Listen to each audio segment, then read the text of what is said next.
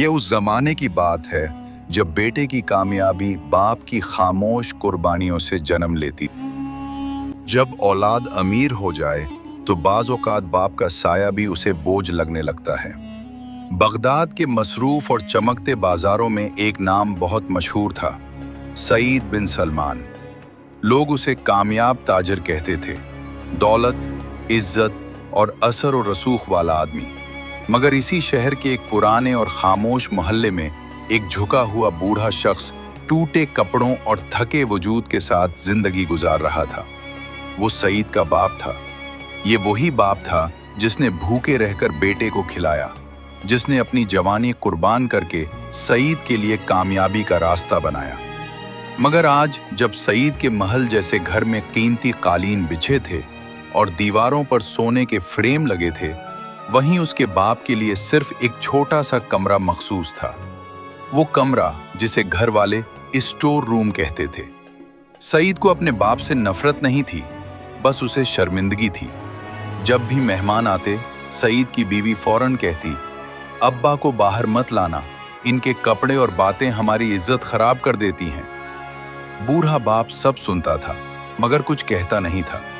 बस हर रात अपने कमरे में किबला रुख बैठकर खामोश आंखों से अपने बेटे के लिए दुआ करता था।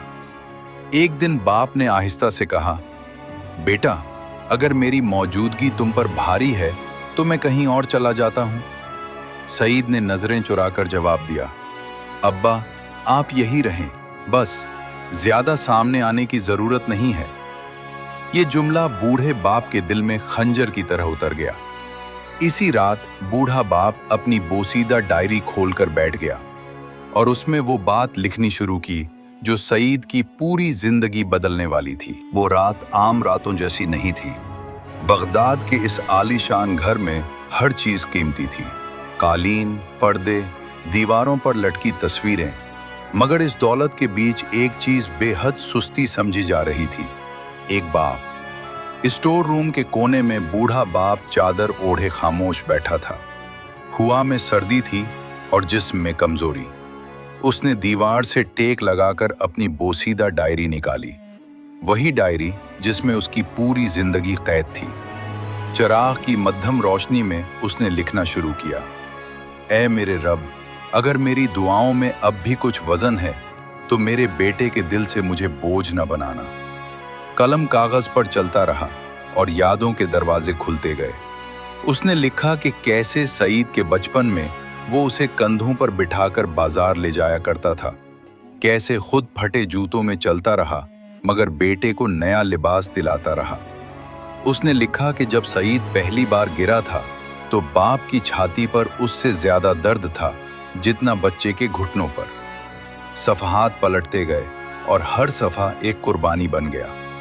कभी वो बुखार में तड़पता रहा मगर सईद को स्कूल भेजता रहा। कभी मजदूरी कम मिली तो अपनी दवा छोड़ दी मगर बेटे की फीस पूरी दी। आंखें भर आईं, हाथ कांपने लगे, कलम रुक गया। बूढ़ा बाप किबला रुख होकर बैठ गया। कांपते होंठों से दुआ निकली, या अल्लाह, मैंने कभी शिकवा नहीं किया, बस इतना कर दे कि मेरा बेटा मेरे सामने शर्मिंदा ना हो। उसी वक्त दरवाजे के बाहर हल्की सी आवाज आई। सईद था। वो किसी पुराने कागज की तलाश में स्टोर रूम आया था मगर अंदर का मंजर उसे वहीं रोक गया।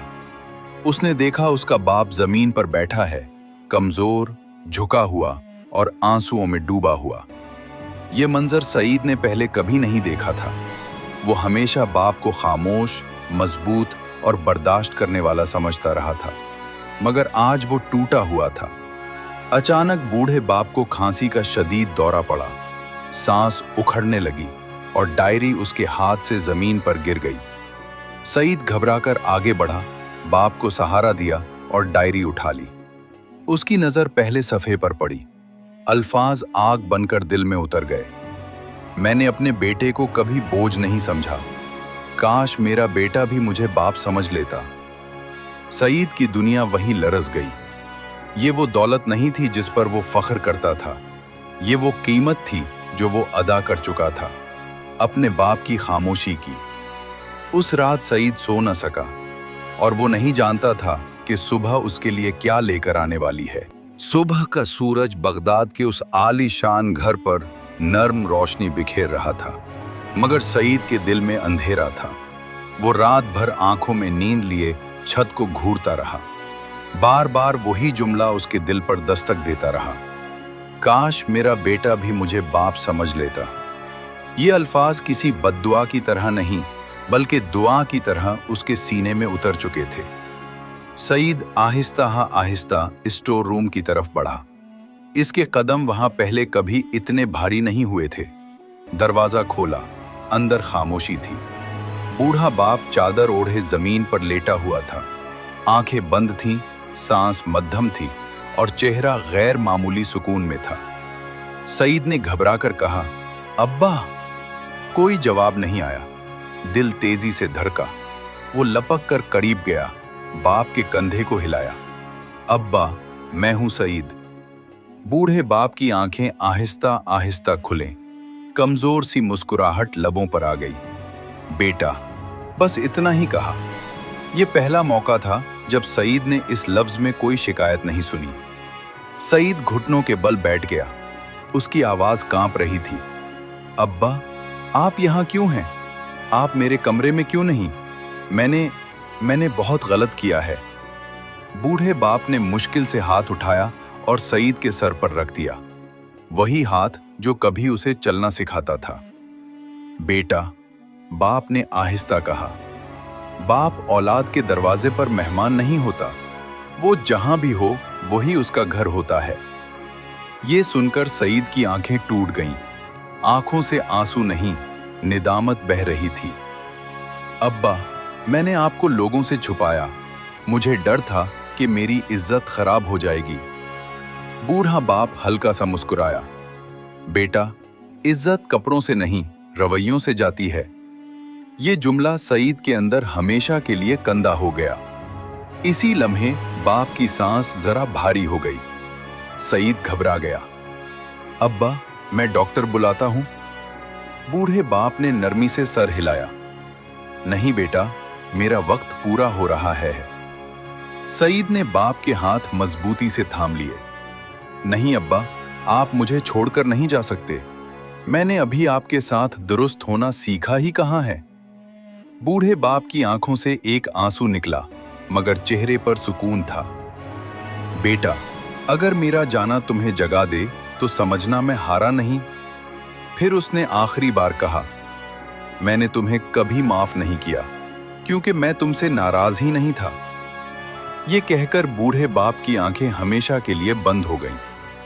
कमरे में खामोशी चीख बन गई। सईद वहीं बैठा रहा, बाप के हाथ अपनी पेशानी से लगाए, सजदे की हालत में। वो सजदा नमाज का नहीं था, वो तौबा का था। कुछ महीने बाद बगदाद के इसी बाजार में सईद का नाम अब भी मशहूर था, मगर लोग एक बात पर हैरान थे। उसने अपने महल जैसे घर में एक कमरा सबसे खूबसूरत बना दिया था। दरवाजे पर कोई तख्ती नहीं थी, बस एक सादा सा फ्रेम और उसमें लिखा था, ये कमरा मेरे बाप के नाम है, जो मेरे साथ नहीं मगर मुझ में जिंदा है। हर जुम्मा सईद इस कमरे में जाकर खामोश बैठता और वही दुआ करता जो कभी उसका बाप किया करता था। और वो जान चुका था, दौलत सब कुछ दे सकती है, मगर बाप सिर्फ एक बार मिलता है। बाप के जनाजे का दिन बगदाद के लिए आम था, मगर सईद के लिए कयामत। लोग कसरत से आए, ताजिर, मुअज्जिज़ीन, वही लोग जो सईद की दौलत के गिर्द हमेशा जमा रहते थे। मगर सईद किसी से नजर नहीं मिला रहा था। उसकी आंखें बस एक चीज ढूंढ रही थी, वो हाथ जो अब उसके सर पर नहीं था। जनाजा उठा। सईद ने अपने कंधे पर बाप का बोझ नहीं, अपनी जिंदगी का कर्ज उठाया था। कब्र पर जब मिट्टी डाली जा रही थी, सईद के कानों में वही जुमला गूंज रहा था, बाप औलाद के दरवाजे पर मेहमान नहीं होता। मिट्टी बराबर हो गई। लोग दुआ पढ़कर लौटने लगे, मगर सईद वहीं खड़ा रहा। जब आखिरी आदमी भी चला गया तो सईद कब्र के पास बैठ गया, जैसे बचपन में बाप के पास बैठा करता था। अब्बा, उसकी आवाज पहली बार किसी खौफ के बगैर निकली। आपने मेरी दुनिया बना दी, और मैं आपको इस दुनिया में जगह न दे सका। उस दिन सईद देर तक कब्र के पास बैठा रहा, शाम तक, अजान मगरिब तक, और जब उठा तो वो वही सईद नहीं था। दिन बदलने लगे। सईद के घर में अब वो खामोश कमरा खाली नहीं रहता था। वहां रोज एक चिराग जलता, रोज एक दुआ होती और रोज एक आंख नम होती। सईद ने अपने कारोबार में एक नया उसूल लिखवाया, जो बाप से कटा वो रिस्क से भी कट जाएगा। लोग हैरान थे। ये अल्फाज किसी किताब में नहीं थे, मगर सईद के लहजे में ऐसा यकीन था कि कोई सवाल न कर सका। वो गरीबों में छुपकर खैरात नहीं करता था, वो बैठकर उनकी बात सुनता था। और जो कोई अपने माँ बाप की शिकायत करता, सईद बस खामोश हो जाता, क्योंकि कुछ सच बोले नहीं जाते, जिए जाते हैं। एक दिन एक नौजवान सईद के पास आया। लिबास कीमती था, आंखों में गुरूर। कहने लगा, मैं बहुत कामयाब हूं, मगर मेरे वालिद अब मेरे मयार के नहीं रहे। सईद ने आहिस्ता से उसे देखा। फिर वो अपने बाप के कमरे में गया, दीवार से एक फ्रेम उतारा। उसमें बूढ़े बाप की सादा सी तस्वीर थी। सईद ने कहा, ये मेरे वालिद हैं, ये भी कभी मेरे मयार के नहीं थे। नौजवान खामोश हो गया। सईद ने बात पूरी की, फर्क सिर्फ इतना है कि मैंने ये बात बहुत देर से समझी। आखिरी मंजर, एक रात सईद अकेला बैठा था, इसी कमरे में। चिराग जल रहा था। उसने बाप की डायरी खोली। आखिरी सफ़े पर सिर्फ एक जुमला था जो वो पहले न पढ़ सका था। मेरे बाद अगर तुम रो तो समझ लेना मैं तुम्हारे दिल में जिंदा हूं। सईद की आंखों से आंखें बह निकली, मगर इस बार ये आंसू कमजोरी के नहीं थे, ये वादे के थे। वो उठा, किबला रुख हुआ और वही दुआ मांगी जो कभी उसके बाप मांगा करता था। और यूं, ये कहानी किसी बाप की नहीं, हर बाप की है। और ये सबक किसी सईद के लिए नहीं, हर उस बेटे के लिए है जो कामयाबी के शोर में बाप की खामोशी सुनना भूल जाता है। क्योंकि दौलत विरासत हो सकती है, मगर बाप नेमत होता है।